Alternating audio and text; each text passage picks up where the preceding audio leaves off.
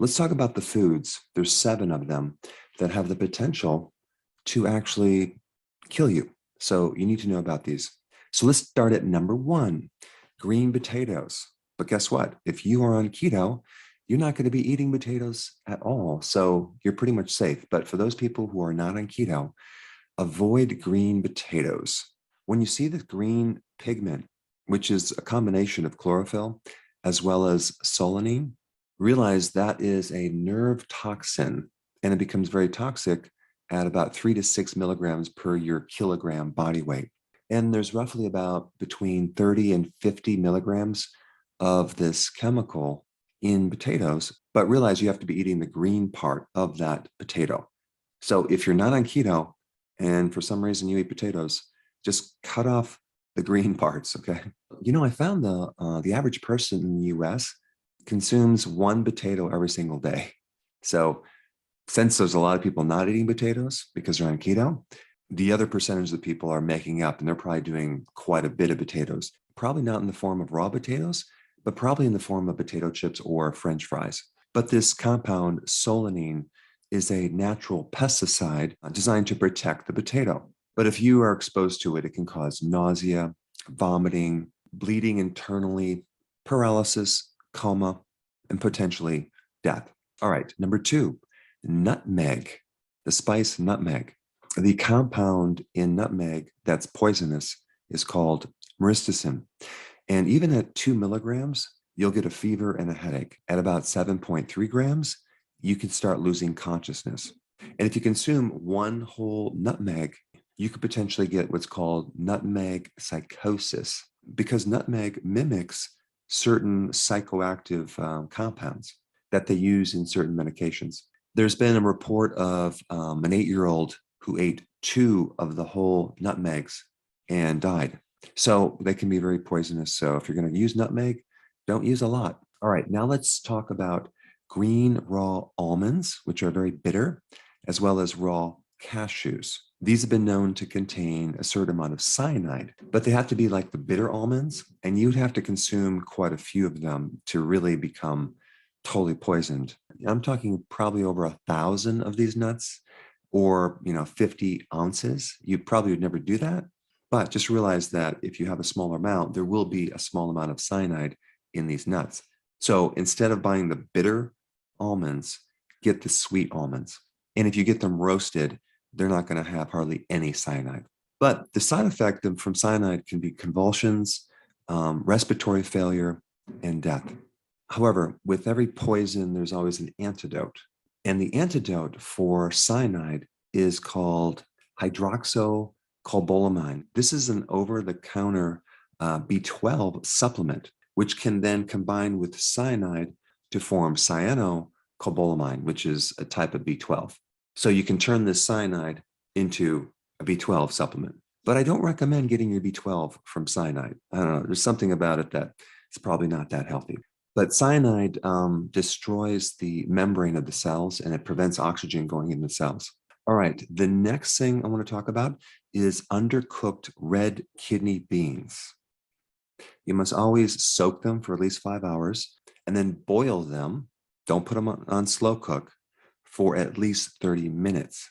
If you put them on slow cook and you don't cook it long enough, you could potentially increase the toxicity by a factor of 5 times more toxicity. The chemical in uncooked red kidney beans is called PHA. I'm not going to give you the long name, but all you need to know is this compound causes your red blood cells and your white blood cells to bind together and to be in a clumped formation. And the side effects are diarrhea, abdominal pain, vomiting, and even death. However, so far there has not been any human deaths. We're talking about rat deaths. If you give a rat 1% of this compound, apparently they do not live past 2 weeks. So for your pet gerbils and hamsters, do not feed them undercooked red kidney beans. But of course, if you're on keto, you're not going to be consuming too many beans, so you don't have to worry about it. Now, let's talk about the next one, brown rice, which if you're on keto, you're not going to be consuming either. But brown rice has arsenic, which can lead to heart disease and bladder cancer and many other symptoms. Now, the reason why you have arsenic in brown rice is because a lot of times the soils that they're grown on used to be grown on cotton, which was heavily sprayed with arsenic. Until fairly recently, they used to use a lot of arsenic in insecticides and pesticides. And so the soils have been contaminated, and that can get absorbed right into certain plants, but especially brown rice.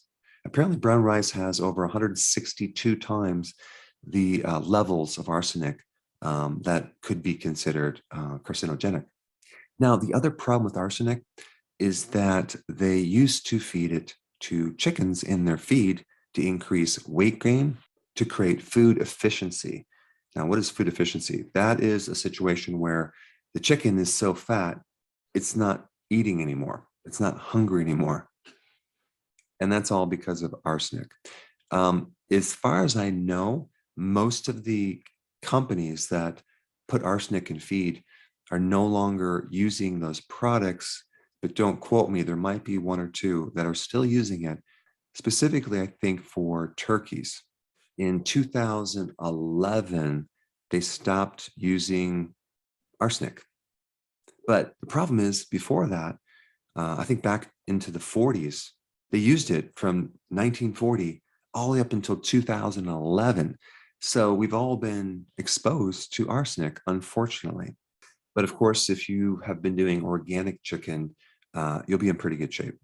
Now, one indication that you have arsenic poisoning is if you look on your nail, there'll be these white lines horizontally on your nail. That could be an indication that you have too much arsenic in your body. And just as a side note, there are certain antidotes to arsenic.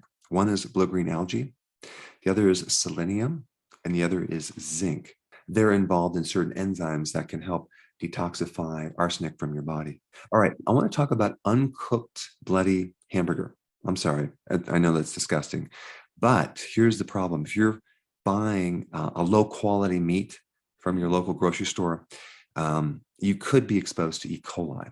And there's a very toxic form of E. coli called verotoxigenic E. coli, VTEC, which apparently can create some serious damage on your kidney, like a loss of kidney function, sepsis, which is a systemic infection, coma, even death. So there's two things you need to do. Make sure that the quality of beef that you consume is high. And number two, make sure it's cooked to the point where there's no potential for E. coli. But I think it's more important to get a quality source of beef. And so if you're going to do something rare, if it's quality, chances are it's not going to have pathogens like salmonella or E. coli. And the question is, where does E. coli come from? It's coming from the cow's intestine. And so in the processing of that meat, sometimes there's a cross-contamination. All right, the next one is cherry pits, okay? Cherry pits have hydrogen cyanide. Now, I know you're probably saying, I don't consume cherry pits, right? I just consume the cherry. And of course, if you're on keto, you're not even eating cherries. But just in case you end up swallowing a few, they are a bit toxic. Like one red cherry pit has 3.9 milligrams of hydrogen cyanide. And one black cherry pit has 2.7 milligrams. But one Morello cherry pit has 65 milligrams of hydrogen cyanide. And the toxicity level would be between 0.2 to 1.6 milligrams per pound of your body weight.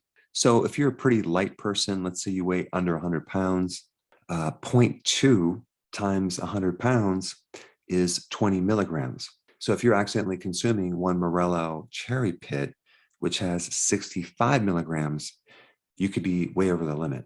So the symptoms of being exposed to hydrogen cyanide would be abdominal pain, of course. It would be nausea, headache, and other more serious fatal symptoms. All right, that includes our list of foods that you need to avoid. And the next video I think you should watch right now is the healthiest foods you need to eat. Right here. Check